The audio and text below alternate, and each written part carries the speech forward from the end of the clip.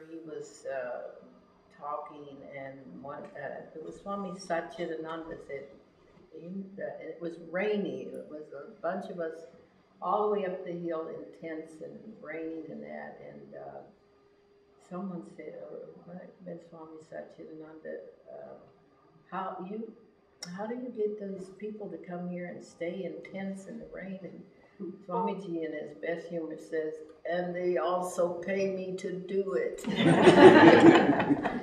had a big laugh. Right now, I have a very avid interest in reincarnation because that was the first time I heard Dr. Ian Stevenson speak. He was one of the keynote speakers, and he presented the work that he was doing at that time in reincarnation. He was the chief psychiatrist at the University of Virginia, and he had just changed over from dealing with adult people who remembered past lives to dealing with children. And research, anytime he heard a case of a family that had a child that said that they belonged somewhere else and said who their name was and all of these things, they even had food preferences and language that was different than the family they were born in.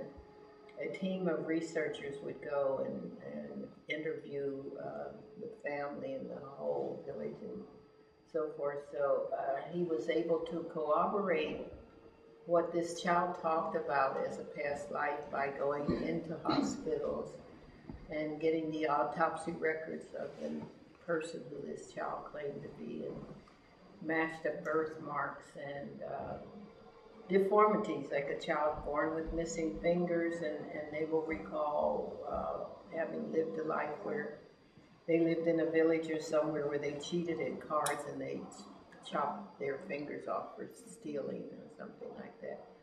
Edgar Casey's grandson was here. That was such an introduction to inner light. New information. Swamiji gave us so much new information, but he invited all of these guest speakers, and the place was just full. Lots of things were going on, some strange things that we don't talk about anymore. We have more than 1,000 people here, imagine. Yes. And we didn't have the facilities we have now.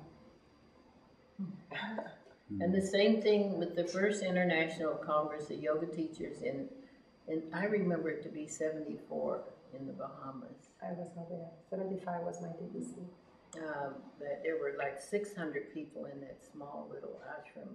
But for the Congress, International Teacher Congress, Yoga Teacher Congress, there were 1,000 people too. Yeah. And that was here or Bahamas? Bahamas, and here the same amount of people. It was amazing. Yeah. So I spent most of my time with Swami Vishnu in the Bahamas, and a lot of times we expected, he to be there for an entire teacher's course or the advanced teacher's course, and then something would happen that he'd have to fly here or fly to Europe. And Swamiji, when people say, if he was such a great Swami, how come he aged like he did and his body didn't hold up? Well, if you take the best mechanical automobile and drive it like Swami Vishnu drove his body, it won't last. And everything that we do in our life is more or less trying to avoid death, and that wasn't even a thought. Swami Vishnu, his body was the vehicle. He had no fear of death. That's how he did all of those peace missions in that little plane, flying over the Suez and flying that plane you can fold up and put in the back of your car, flying it over the Berlin Wall, as the Swami told us about this morning. And he just met all kinds of challenges and created challenges by wanting to do something and doing it. And we would have staff meetings and decide who was going to tell Swami Vishnu it was a bad idea. And no one ever really told him. We tried to reason with him, but when he had an idea, he carried it through, and it worked one way or the other. A lot of times, I remember one time money was needed here in Prima, who you remind me of, with Prima had the beautiful white hair. Prima was a beautiful Greek woman that had been in the army in England, the women's army, and she was like the mother of the ashram in Bahamas. And one time she had to bring all the cash available here by airplane, which she did. You can't imagine how things were held together in the real early days. It was like things would be just at a point where I don't think we're going to get out of this, and you know, some miracle would happen. Somebody may give a gift of money or whatever. I remember when there was a lodge here like this, part of it was like for yoga classes and satsang when it was full. And then there was a crosswalk over, and there were accommodations. There were like 3 stories of rooms, a big wooden building, and with a laundry in the basement, a big clothesline. We used to hang our clothes on the clothesline. That time I was on garbage duty, and it was between me and the raccoons as to who would get to the garbage first. They turned the garbage cans over every night. But for some reason, I chose the manly jobs. At Samadhi Estates, where the dam is with all the boulders, I used to ride on the truck with the guys out to the mountainside. We did it in bare feet. We picked up those boulders and put them in the truck and brought them back and made the dam. But everything was just beautiful energy because we were helping to build something. That lodge eventually burned because I don't know what started the fire, but after it burned, Swami Vishnu had a 4 o'clock routine. There was somebody on staff that went around and looked in all the rooms to see if anybody had left an electric iron or an electric teapot or anything that could start a fire. Because that building burned. One time everybody was out to the movie and they came back. They saw a light in the sky as they came near the camp, and it was the old kitchen that had burned down. So there have been some scary fires here. The airstrip there, that was Swami Vishnu's idea after we sort of settled in here, that there were a few executives that this is their summer place. They have homes, especially around the lake. And the thought was, well, you know, they probably would like to fly their own plane from here into Montreal to their office or the Montreal airport. So that was the reason I was on Karma Yoga for removing the trees on the airstrip. I really did not like that job, but we removed all the trees up there so airplanes could land. And when it was all over, somebody said, you know what? There's not enough room. If an airplane comes in, it's going to go right into the mountain. So that's the reason that's a big parking lot up there, not an airstrip. It's great for bonfires, and it's great now when the India, yes, and other occasions when they have to park the big floats and parade things up there. First time I saw Prahlad was on that parking lot, and he was a skinny, young Indian guy. And I thought, boy, does he have a lot of chutzpah. He was directing traffic and telling us staff, and I thought, who is this kid? He's just about like Harsha is now, you know, knowing everything and still in that little body. But I guess he had just come from India to be here, but as he is now, and he knows a little bit about everything or a lot about a lot of things, he started out that way. And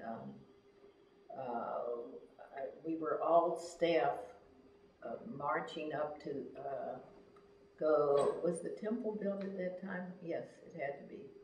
And the Lord was taking care of the parking and all of that, and he's been here ever since.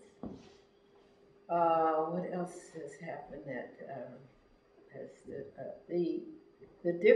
the attraction that Swamiji had for celebrities was always amazing, and he would argue with them about Vedanta. They would have their ideas there because their life had progressed to where it was because of name and fame and all the notoriety of movies or television.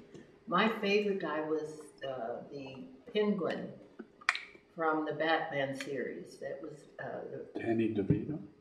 No, it was Burgess Meredith. Burgess Meredith. From the 60s. 60s. In the black and white television days. He used to eat with us there. And Swami Vishnu would have nice discussions with him. Again, most of my time was in Bahamas. The season in Bahamas would start in October. Staff would show up to start painting and repairing and pulling the mattresses out of storage and putting them in the rooms and starting. Then we made the beds. And like you, one time I was cooking and laundry and housekeeping and running the boutique and teaching all at the same time. But we were able to do it. And the season there would run through Easter, the end of April. May, we began to put everything away and the activity would move up here. All the TTCs from Europe would either have a TTC in Bahamas or for January and February, and then have a couple more. Here now there's TTCs going on all year round at all different places. So that's what I remember now of. I don't need to tell you the times that Swamiji yelled at each and every one of us. His favorite term was, "Wake up, you're walking around asleep." And it took us a while to realize what that, and we were walking around asleep. One of the things that took me maybe 4 or 5 or longer years to get it straightened out in my mind was, when you see the earlier pictures of Swami Vishnu, there's a big gap right here in his teeth, the really early ones. And I think he broke that tooth walking to school in India, and he saw a snake swallowing a frog, and he wanted to try to do something about it, and he broke his tooth, and he kept it hidden from his parents for quite a while. Well, it was not until he became a Swami and was running this organization that a disciple who was a dentist in New York offered, to do repair work or the cosmetic work on giving him that nice set of teeth that he ended up with. But one time he was in Bahamas and he had an emergency and he needed to go to the dentist, and it was who was going to go to the dentist with Swami Vishnu. And so someone said, "Radha, you're going to the dentist with Swami." I'm sorry, I'm busy. The supplies just came in for the boutique. I have to because you can't leave all that stuff sitting in the sun. The way things come in the boutique is not into a driveway. They come to the dock across the bay in Nassau, and then our little boat has to, you have to find the boatman. With Bart and I had such a personality thing, he'd deliberately not go. And sometimes the cabbage and the lettuce would rot over there. But anyway, I said, "I'm putting away the supplies." And they said, "That's all right, just get somebody else to do it." We had a friend that lived in Bahamas. Her name was Liz Nathaniel. She was very friendly to the retreat. Whenever the place had to be closed down, and the staff had to get out because of really bad weather, they would sleep at Liz's house. And she had a daughter that was taking TTC, who had one date originally with one of the princes of England. way back there. That's another story when the Prince of England was visiting the Bahamas and we had to deal with his helicopter surveillance all day long because he was there with Kustar, the prostitute. I just read that out. Anyway, I went to the dentist with Swami Vishnu. He didn't have an appointment. It was very busy. It was a Bahamian dental office with lots of people, and Swami Vishnu was walking back and forth, and he'd say to me, "Go see why it's taking so much time." And I would just stick my head in the room like I was asking, but I wouldn't say it. And I'd say, "Swamiji, you don't have an appointment. They're very busy." So after a few hours, he finally, whatever he had to do was done, and we came back, got in the boat, came back across the bay to the dock, and the supplies for the boutique were sitting on the dock. And Swamiji went into one of his things. "What is this? Why are these things here?" I said, "Swamiji, I was with you. They should have been put away." He just kept talking about that, and I just could not. I thought, I asked somebody, they said they put it away. What I understood many years later was, you know, doing 100% a lot of times isn't good enough.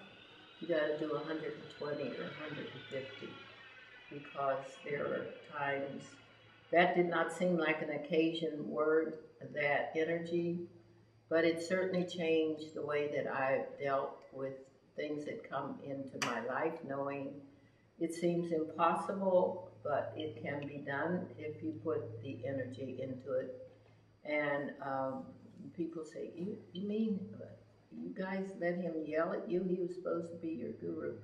The yelling was the best part of it because so many of us were coming out of hippie days and we were a little cloudy in the mind. And Swamiji had this amazing task of turning all of these long-haired, hippie, bearded guys and girls and so forth into real staff and real